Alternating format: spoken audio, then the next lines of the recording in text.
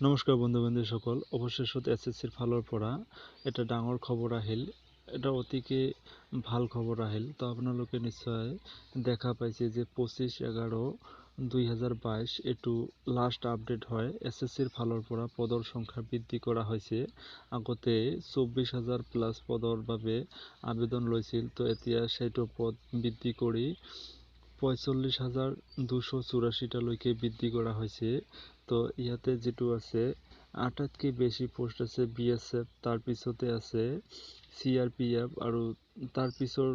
পিছতে আছে CISF তো ইয়াতে BSF ত মেল ক্যান্ডিডেটৰ বাবে টোটাল পোষ্ট আছে ইয়াতে 17,650টা আৰু ফিমেল ক্যান্ডিডেটৰ বাবে আছে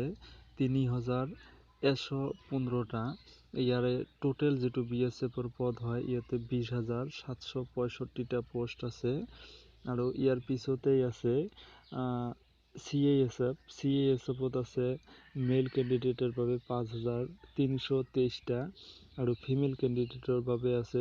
591টা আৰু ইয়াৰে যেটো গ্ৰান্ড টোটালত আছে 5,914টা আৰু এনেকৈ যদি চাই তাৰ পিছৰটোৱে আছে CRPF ত মেল ক্যান্ডিডেটৰ বাবে আছে 10,589টা আৰু ফিমেল ক্যান্ডিডেটৰ বাবে আছে 580টা আৰু ইয়াৰে গ্ৰান্ড টোটালটো হয় 11,169টা আৰু দেখা পাইছে এটো পাৰ্ট 1 হয় আৰু পাৰ্ট 2 ত আছে পাৰ্ট 1 ত আছে 45,109টা এটো গ্ৰান্ড মেল আৰু ফিমেলৰ হয় ফিমেল মিলিখিনি হয় আৰু যেটো পাৰ্ট 2 হয় পাৰ্ট 2 ৰ বাবে ইয়াতে NCB ইয়াৰে টোটাল পোষ্ট আছে 175টা তো A আৰু B পাৰ্ট মিলি টোটাল পোষ্ট 45,284টা পোষ্ট আৰু ইয়াৰে যেটো অফিচিয়াল ডেট এটো 25 তাৰিখ 11 মাৰ্চ 2022 ত এটো এনাউন্স কৰা হৈছে আৰু মই ইয়াৰ আগতে কিমান ভ্যাকেন্সি আছিল সেটো দেখাই দিব বিচাৰিছো তো ইয়াতে আগতে আছিল পাৰ্ট 1 ত আছিল 24,205টা আৰু পাৰ্ট 2 ত আছিল 164টা তো ইয়াৰে গ্ৰান্ড টোটাল যেটো হয় ইয়াৰে গ্ৰান্ড টোটাল যেটো আছিল 24,369টা পদ আছিল তো এইটো পদৰ সংখ্যা এবাৰ বৃদ্ধি কৰা হৈছে আৰু মই আশা কৰো যে নেক্সটত আৰু বৃদ্ধি কৰাৰ সম্ভাৱনা আছে গতিকে আপোনালোকে যদি এপ্লাইটো কৰি দিয়া নাই এপ্লাই কৰি দিয়ক আৰু মই এটা কথা ক'ব বিচাৰিছো যে এইবাৰ কিন্তু কম্পিটিশনটো বহুত হাই হ'ব কিয়নো ইয়াতে ক্যান্ডিডেটৰ সংখ্যা বৃদ্ধি হ'ব কিয়নো সবকে 3 বছৰ এটা বৃদ্ধি কৰি দিয়া হৈছে সব ক্যান্ডিডেটকে আৰু ইয়াৰে যেটো অনলাইন স্টাৰ্টিং ডেট এটো 27/10/2022 ত আৰম্ভ হৈছে আৰু 30/11/2022 লৈকে চলিব ইয়াৰ সময় একেবাৰে কম আছে গতিকে আপোনালোকে আজি অথবা কালিয়ে এপ্লাইটো কৰি দিয়ক কিয়নো দিনক দিনে সাৰ্ভাৰটো বহুতেই বেয়া হৈ আছে আপোনালোকে ৰিস্ক নহব আৰু ইয়াৰে যেটো পেমেন্ট দিয়াৰ লাষ্ট ডেট আছে এটো 1 ডিসেম্বৰ 2022 দিব পাৰিব আৰু ইয়াৰ যেটো কম্পিউটাৰ বেস এক্সামিনেশন হ'ব সেটো জানুৱাৰী মাহৰ 2023 ত অনুষ্ঠিত হ'ব গতিকে সময়ও খুবই কম আছে আপোনালোকে অন্তিম চেষ্টা কৰক আপোনালোকে যদি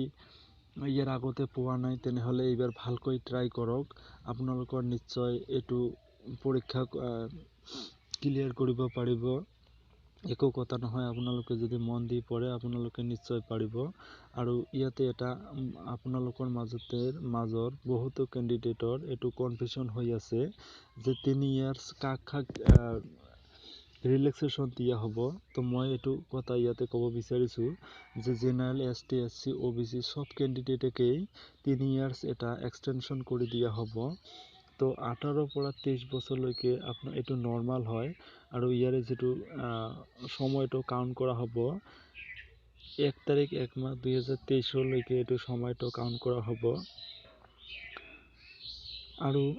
যেটো নৰ্মেল হয় নৰ্মেলটোৰ বাবে ইয়াতে কোৱা হৈছে 2 তাৰিখ 1 মাস 2 তাৰিখ 1 মাস 2000 আগত আপোনালোকৰ জন্ম হ'ব নালাগিব আৰু 1 তাৰিখ 1 মাস 2000 পিছত আপোনালোকৰ জন্ম হ'ব নোৱাৰিব 3 ইয়াৰ্স এটো যেটো এক্সটেনশন কৰি দিয়া হৈছে এটো এক্সটেনশন কৰি দিয়াৰ পিছত জেনাৰেল ক্যান্ডিডেট সকলৰ বাবে 2 তাৰিখ 1 মাস 1997 আগত আপোনালোকৰ জন্ম হলে আপোনালোকে এপ্লাই কৰিব নোৱাৰিব আৰু OBC ক্যান্ডিডেট সকলে 2 তাৰিখ 1 মাস 1994 আগত আপোনালোকৰ জন্ম হলেও আপোনালোকে এপ্লাই কৰিব নোৱাৰিব ঠিক তেনেদৰে SC আৰু ST ক্যান্ডিডেট সকলে 2 তাৰিখ 1 মাস 1992 চনৰ আগত আপোনালোকৰ জন্ম হলে আপোনালোকে এটো পদৰ বাবে আবেদন কৰিব নোৱাৰিব তো আপোনালোকৰ বাবে এটো ডাঙৰ এটা অপৰচুনিটি হয় এইবাৰ ক্যান্ডিডেটৰ সংখ্যা বহুতেই বৃদ্ধি হ'ব অসংখ্য ক্যান্ডিডেটে এপ্লাই কৰিব কাট অফ তো হাই হ'ব পাৰে আৰু ইয়াতে যেটো আপোনালোকৰ ক্যান্ডিডেটৰ সংখ্যা বৃদ্ধি পাব গতিকে আপোনালোকে এপ্লাইটো আজি অথবা কালিয়ে কৰি দি আপোনালোকে প্ৰিপাৰেচনটো ভালকৈ আৰম্ভ কৰক আৰু ভিডিও শেষত আপোনালোকক লাষ্টত এটা মই অনুৰোধ কৰিছো যে আপোনালোকে প্লিজ মোৰ এইটো চেনেল সাবস্ক্ৰাইব কৰি দিব এইটো চেনেলত চাকৰিৰ খা খবৰ অসম গভৰ্ণমেন্টৰ চাকৰিৰ খা খবৰ প্ৰাইভেট চাকৰিৰ খা খবৰ আৰু সেন্ট্ৰাল গভৰ্ণমেন্টৰ চাকৰিৰ খা খবৰ এইটো চেনেলত ভিডিও দিয়া হ'ব তো সকলোতকৈ আগতে আপোনালোকে ইনফৰমেশন বা তথ্য বা ভিডিও পাবলৈ এইটো চেনেল সাবস্ক্ৰাইব কৰি লওক আপোনালোকৰ বহুতেই উপকৃত হ'ব আৰু আপোনালোকে এইটো ভিডিওৰ পৰা যদি অলপ হলেও কিবা ইনফৰমেশন পালে বা অলপ হলেও যদি আপোনালোকৰ কিবা উপকৃত হৈছে তেনেহলে প্লিজ চেনেলটো সাবস্ক্ৰাইব কৰি দিব